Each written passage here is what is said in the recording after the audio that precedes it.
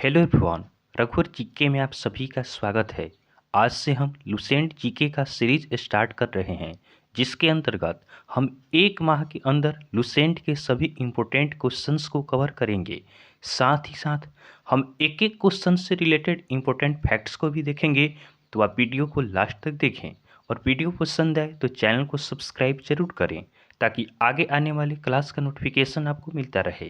तो चलिए आज का इम्पोर्टेंट लेक्चर हम स्टार्ट करते हैं। देखिएगा, फर्स्ट क्वेश्चन हमारा है, सिंधु घाटी सभ्यता के लिए अज्ञात धातु कौन सी था। सिंधु घाटी सभ्यता, इसके लिए आपका अज्ञात धातु कौन सा। तो देखिएगा, ऑप्शन ए में है सोना, तो सोना आपका सिंधु घाटी सभ्यता में ज्ञात था। ऑप्शन बी है लोहा, लोहा आपका सिंधु घाटी सभ्यता में यह ज्ञात नहीं था। तो हमारा सही आंसर क्या होगा, ऑप्शन बी हमारा सही आंसर होगा। चांदी भी आपका सिंधु घाटी सभ्यता में ज्ञात था, उसके बाद तांबा भी आपका ज्ञात था। ध्यान देंगे, सिंधु घाटी सभ्यता को भारत में प्रथम नगरीकरण के रूप में जाना जाता है। इसकी संस्कृति आपका कांस्य युग की थी। आप याद रखेंगे कि सिंधु घाटी सभ्यता, इसकी संस्कृति आपका कांस्य युग की थी। नेक्स्ट क्वेश्चन को देखते हैं। नेक्स्ट क्वेश्चन हमारा है, कौन सा महाजनपद 8 गणतांत्रिक कुलों का संघ था। कौन सा महाजनपद आपका 8 गणतांत्रिक कुलों का संघ था। तो देखिएगा, इस प्रश्न का हमारा सही आंसर होगा ऑप्शन ए वज्जी। वज्जी जो आपका था, यह आपका 8 गणतांत्रिक कुलों का संघ था। ध्यान देंगे, इतिहासकार वज्जी को 8 कुलों का संघ मानते हैं। महासंघ के सबसे महत्वपूर्ण सदस्य वज्जी, लिच्छवी, विदेह और ज्ञात्रिक थे। और वैशाली लिच्छवीय और वज्जी संघ दोनों का क्या था, राजधानी था। तो वज्जी संघ और आपका लिच्छवी, इन दोनों का राजधानी क्या था, तो वैशाली था। आप इसे भी ध्यान रखेंगे।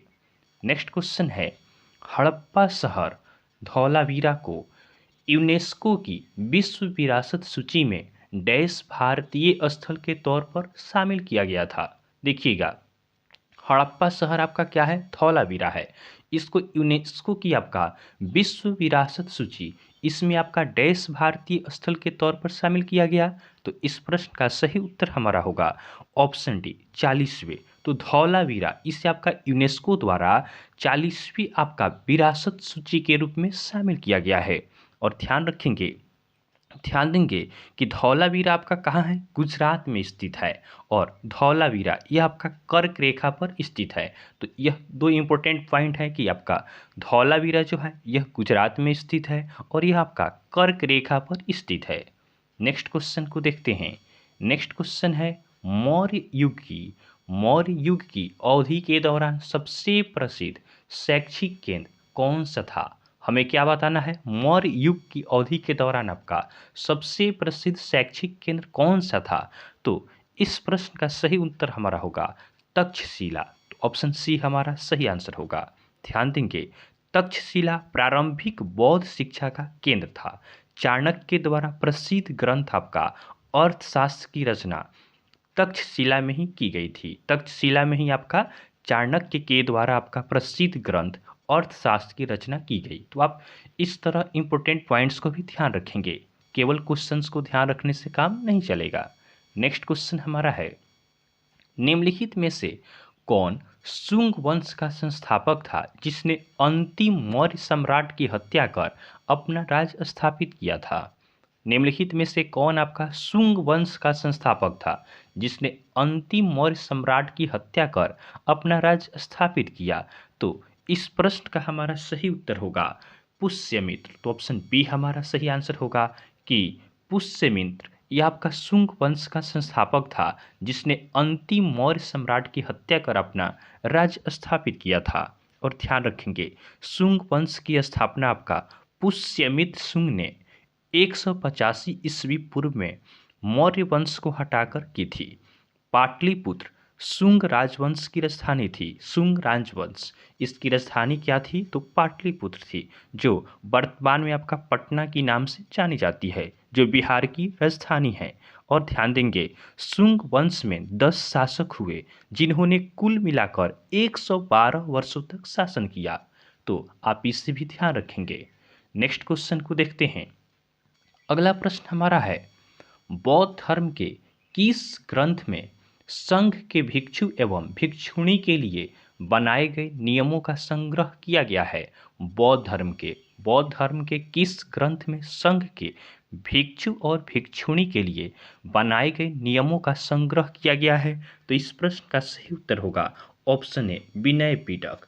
तो बौद्ध धर्म का आपका क्या है? ग्रंथ है विनय पिटक। इसमें आपका संघ के भिक्षु और भिक्षुणी के लिए बनाए गए नियमों का संग्रह किया गया है। नेक्स्ट क्वेश्चन को देखते हैं।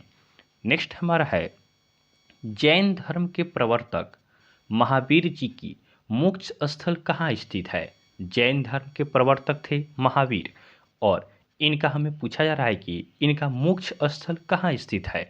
तो महावीर, इनका मोक्ष स्थल आपका स्थित है पावापुरी में। तो ऑप्शन सी हमारा सही आंसर होगा। पावापुरी यह आपका बिहार के नालंदा जिले में स्थित है। ध्यान रखेंगे, पावापुरी यह कहाँ है? यह आपका बिहार के आपका नालंदा जिले में स्थित है। नेक्स्ट क्वेश्चन को देखते हैं।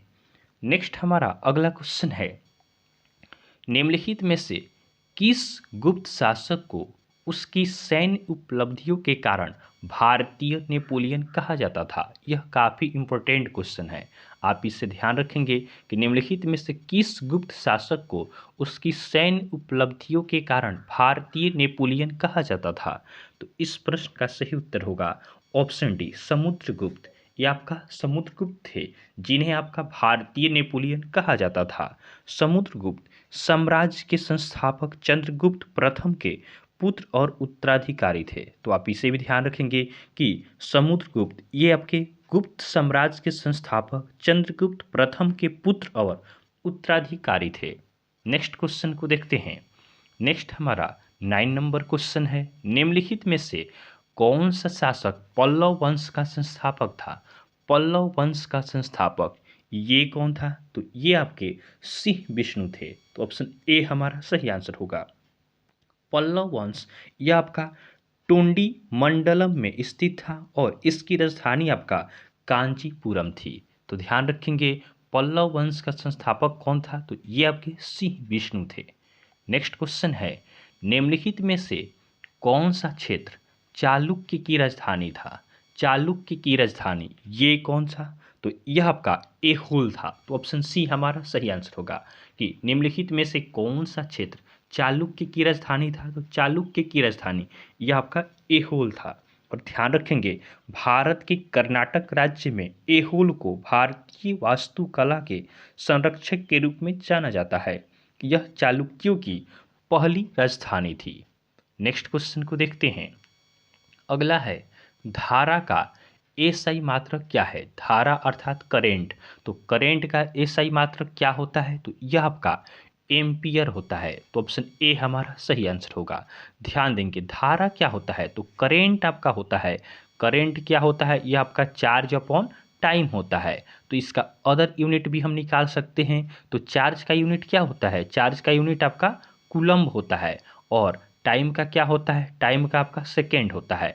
तो एक दूसरा यूनिट निकल सकता है क्या? कूलम्ब पर सेकेंड भी इसका यूनिट हो सकता है। तो दोनों में से कोई भी यूनिट आपसे पूछा जा सकता है। तो ध्यान रखेंगे, धारा का एसआई मात्रक एम्पियर होता है जो आपका कूलम्ब पर सेकेंड के बराबर होता है। नेक्स्ट क्वेश्चन है, निम्नलिखित में से किस में मौलिक कर्तव्यों को उल्लेखित किया गया है? तो मौलिक कर्तव्य इसे किस में उल्लेखित किया गया है? तो मौलिक कर्तव्य को आपका भाग 4 के ए में आपका उल्लेखित किया गया है। तो ऑप्शन ए हमारा सही आंसर होगा। वर्तमान में हमारे संविधान में अनुच्छेद 51 ए के तहत 11 मौलिक कर्तव्य हैं जिसे आपका भाग 4 ए में आपका उल्लेखित किया गया है। नेक्स्ट क्वेश्चन को देखते हैं। वह सुल्तान कौन था जिसने सीरी नामक नया नगर बसाया? तो वह सुल्तान कौन था जिसने सीरी नामक नया नगर बसाया? तो इस प्रश्न का सही उत्तर होगा ऑप्शन सी अलाउद्दीन खिलजी। तो अलाउद्दीन खिलजी था जिसने आपका सीरी नामक नया नगर को बसाया था। ध्यान देंगे, भारत में खिलजी वंश के दूसरे शासक अलाउद्दीन खिलजी ने 14वीं शताब्दी की शुरुआत में दिल्ली में सीरी नामक एक नए छावनी नगर का निर्माण करवाया था। नेक्स्ट क्वेश्चन को देखते हैं। नेक्स्ट क्वेश्चन आपका है, डैश पंचवर्षीय योजना हेरोड डोमर मॉडल पर आधारित थी। तो कौन सा पंचवर्षीय योजना है जो आपका हेरोड डोमर मॉडल इस पर आपका आधारित था? तो इस प्रश्न का सही उत्तर होगा ऑप्शन ए, प्रथम पंचवर्षीय योजना। प्रथम पंचवर्षीय योजना यह आपका हेरोड डोमर मॉडल पर आपका आधारित था।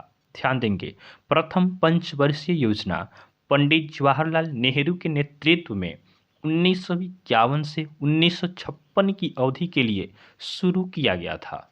नेक्स्ट क्वेश्चन को देखते हैं, पैंगोंग त्सो झील कहाँ स्थित है?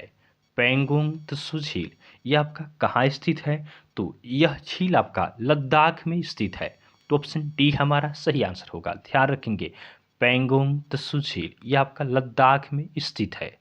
नेक्स्ट क्वेश्चन है, चौरी चौरा कांड किस वर्ष में हुआ था? चौरी चौरा कांड यह आपका किस वर्ष में हुआ था? तो चौरी चौरा कांड यह आपका 1922 में हुआ। तो ऑप्शन बी हमारा सही आंसर होगा। ध्यान रखेंगे, 5 फरवरी 1922 को चौरी चौरा यह आपका उत्तर प्रदेश के गोरखपुर जिले में है। आपका यहाँ पे गुस्साई भीड़ ने थाने में आग लगा दी और 22 पुलिस कर्मियों को जला दिया। इसके कारण गांधी जी ने 11 फरवरी 1922 को अचानक असहयोग आंदोलन वापस ले लिया। तो आप इन सभी इंपॉर्टेंट पॉइंट्स को ध्यान रखेंगे। नेक्स्ट क्वेश्चन है, लोसर अर्थात नया साल के बाद लद्दाख में मनाया जाने वाला पहला त्यौहार डैश है? तो लोसर के बाद लद्दाख में मनाया जाने वाला पहला त्यौहार कौन सा है? तो यह आपका है स्पुतिगस्टर फेस्टिवल। तो ऑप्शन ए हमारा सही आंसर होगा। ध्यान रखेंगे, लोसर क्या है? यह आपका लद्दाख का नया साल है। इसके बाद आपका मनाए जाने वाला त्यौहार कौन सा है? तो यह आपका स्पुतिगस्टर फेस्टिवल है। नेक्स्ट क्वेश्चन को देखते हैं, कौन सी रक्त वाहिकाएं ऑक्सीकृत रक्त को हृदय से शरीर की अन्य भागों में पहुंचाती है? कौन सी रक्त वाहिकाएं ऑक्सीकृत रक्त को हृदय से शरीर के अन्य भागों में पहुंचाती है? तो यह आपकी धमनी है। धमनी क्या करती है? यह आपका ऑक्सीकृत रक्त को अर्थात ऑक्सीजन से आपका सम्मिलित रक्त को क्या करती है? हमारे हृदय से शरीर के सभी भागों में पहुंचाती है। वही हम बात शीरा की करें तो शीरा क्या करती है? तो शीरा आपका डीऑक्सीकृत रक्त को क्या करती है? शरीर के अन्य भागों से हमारे हृदय तक पहुंचाने का काम करती है। तो धमनी जो होती है यह ऑक्सीकृत रक्त को हृदय से शरीर के सभी भागों तक ले जाती है और शिराएं क्या करती है? शिराएं आपका डीऑक्सीकृत रक्त को शरीर के सभी भागों से हमारे हृदय तक पहुंचाने का कार्य करती है। नेक्स्ट क्वेश्चन को देखते हैं। अगला क्वेश्चन हमारा है, जागोई और चोलोम किस शास्त्रीय नृत्य के दो मुख्य भाग हैं? जागोई और चोलोम यह आपका किस शास्त्रीय नृत्य के दो मुख्य भाग हैं? तो इस प्रश्न का सही उत्तर होगा ऑप्शन सी, मणिपुरी। मणिपुरी आपका नृत्य का क्या है? यह आपका जागोई और चोलोम यह आपका दो मुख्य भाग है। तो ऑप्शन सी हमारा सही आंसर है। नेक्स्ट क्वेश्चन है, कौन सा साहित्यिक स्रोत यह बताता है कि कैसे चंद्रगुप्त मौर्य ने नंदों को पराजय के लिए चाणक्य की सहायता प्राप्त की? कौन सा साहित्यिक स्रोत यह बताता है कि कैसे चंद्रगुप्त मौर्य ने नंदों को पराजय के लिए चाणक्य की सहायता प्राप्त की? तो देखिएगा, इस प्रश्न का हमारा सही उत्तर होगा ऑप्शन ए, मुद्रा राक्षस। मुद्रा राक्षस यह आपका बताता है कि कैसे आपका चंद्रगुप्त मौर्य ने नंदों को पराजय के लिए चाणक्य की सहायता ली थी। तो हमारा सही आंसर क्या होगा? ऑप्शन ए हमारा सही आंसर होगा। ध्यान रखेंगे, मुद्रा राक्षस विशाखा दत्त द्वारा रचित संस्कृत भाषा का एक नाटक है जो भारत में राजा चंद्रगुप्त मौर्य के पराक्रम का वर्णन करता है। नेक्स्ट क्वेश्चन को देखते हैं। अगला हमारा 21 नंबर प्रश्न है। ध्यान देंगे, नेक्स्ट क्वेश्चन हमारा है, भारत की प्रथम महिला राष्ट्रपति कौन थी?